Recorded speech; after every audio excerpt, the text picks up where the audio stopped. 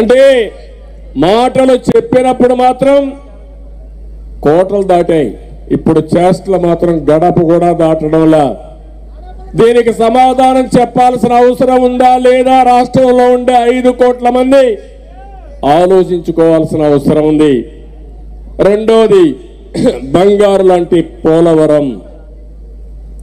పోలవరం ఈ రాష్ట్రానికి ఒక వరం.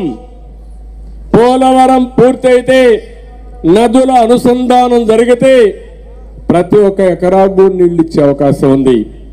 రాయలసీమ రాళ్లసీమగా మారిపోకుండా రతనాల సీమ కావాలంటే పోలవరం నీళ్లే మనకు దిక్కు. ఆ విషయం మీరు గుర్తుపెట్టుకోవాలి. కృష్ణా నదిలో నీళ్లు తక్కువ ఉన్నాయి, పైన ప్రాజెక్టులు కడుతున్నారు, నీళ్లు కూడా వచ్చే పరిస్థితి లేదు. ఆ సందర్భంలో పోలవరంలో మనకు మిగులు జలాలు ఉన్నాయి.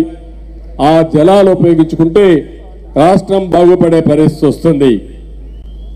ఇంకో పక్కన మీరు ఒక విషయం గుర్తుపెట్టుకుంటే, నేను 72% పోలవరం పనులు పూర్తి చేశాను. అదే తెలుగుదేశం పార్టీ అధికారంలో ఉండుంటే 2020కి పోలవరం పూర్తి చేసి జాతికి అంకితం చేసేవాళ్ళం. ఈరోజు అడుగుతున్నా, ఏం చేశారు మీరు ఈ పోలవరాన్ని? సిగ్గు ఎగ్గు లేకుండా ఈరోజు కూడా మంత్రి మాట్లాడుతున్నాడు. ఆ పోలవరం తెలుగుదేశం పార్టీ హయాంలోనే దెబ్బతినిందని మాట్లాడే పరిస్థితికి వచ్చారు. రాష్ట్రంలో ఉండే ప్రజానీకం మీరు ఆలోచించాలి. ఎదురు దాడి చేసినంత మాత్రాన దొంగ కాకుండా మానలేడు. ఆ విషయం మీరు గుర్తుపెట్టుకోవాలి. ఎప్పుడైనా సరే 2019 తెలుగుదేశం పార్టీ ఉన్నంత వరకు పోలవరాన్ని పరిగెత్తించాం. సోమవారం పోలవరంగా మార్చుకుని సమీక్షలు చేసి, నేను ఎప్పటికప్పుడు నెలకొక్కసారి ప్రాజెక్టు విజిట్ చేసి ఆ ప్రాజెక్టు పూర్తి చేసి జాతికి అంకితం చేయాలనుకుంటే, కేంద్రం డబ్బులు ఇచ్చే ప్రాజెక్ట్ని నిలువున స్వార్థం కోసం కాంట్రాక్టర్ మార్చి, ఆ తర్వాత మీరు చూస్తే నిలువున గోదావరిలో కలిపేసే పరిస్థితికి వచ్చాడు. ఎవరైనా సరే ఇంగిత జ్ఞానం ఉండేవారు ప్రాజెక్టు కట్టే సమయంలో వరద ఉధృతంగా వస్తుంది. ఆ వరద ఉధృతంగా వచ్చినప్పుడు మనం కట్టిన కట్టడాన్ని కాపాడుకునే బాధ్యత ఉంటుంది. ఆ బాధ్యత లేకుండా ప్రవర్తించాడు. కాఫర్ డ్యామ్ పోయింది, డయాఫామ్ వాల్ పోయింది, వీళ్ళు కట్టిన గైడ్ బండ్ కూడా కూలిపోయే పరిస్థితికి వచ్చింది. 2020కి పూర్తి కావాల్సిన ప్రాజెక్టు ఎప్పుడు పూర్తవుతుందో ఎవరికి తెలియని పరిస్థితి వచ్చిందంటే, దీన్ని ఏ విధంగా అభివర్ణించాలో అర్థం కాలేదు. బాధ, ఆవేదన నా కోసరం కాదు, తెలుగు జాతి కోసరం కట్టవలసిన ప్రాజెక్ట్ ఇది.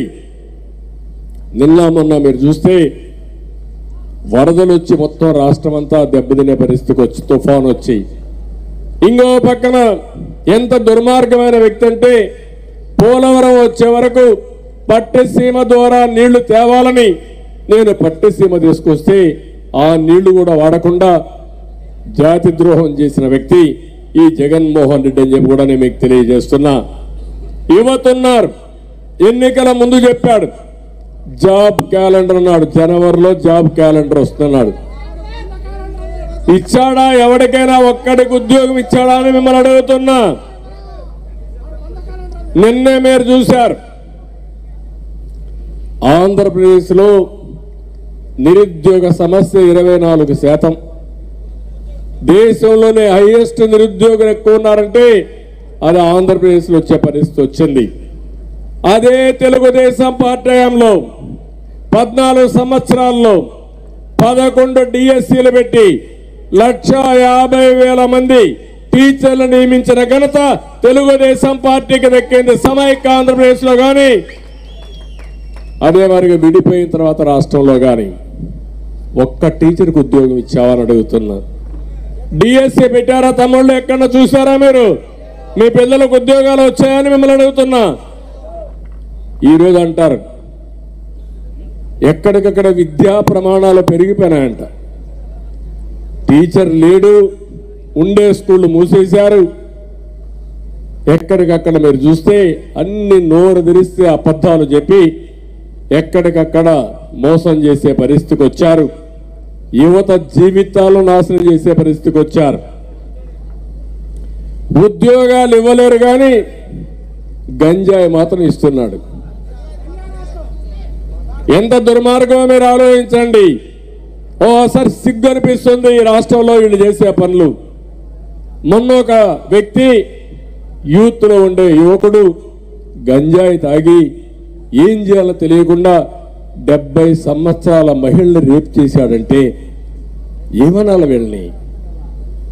ఎప్పుడైనా 5 సంవత్సరాలుగా మీరు చూసారు ఒక్కసారైనా సరే ఈ గంజాయి గురించి సమీక్ష చేశాడా ఈ ముఖ్యమంత్రిని అడుగుతున్నా మిమ్మల్ని. అలాంటి వ్యక్తికి పరిపాలించే అర్హత ఉందా అని మిమ్మల్ని అడుగుతున్నా. మన పిల్లల భవిష్యత్తు సర్వనాశనం చేసే పరిస్థితికి వచ్చారు. వ్యవసాయంలో ఏ పంట లేదు కానీ గంజాయి పంట మాత్రం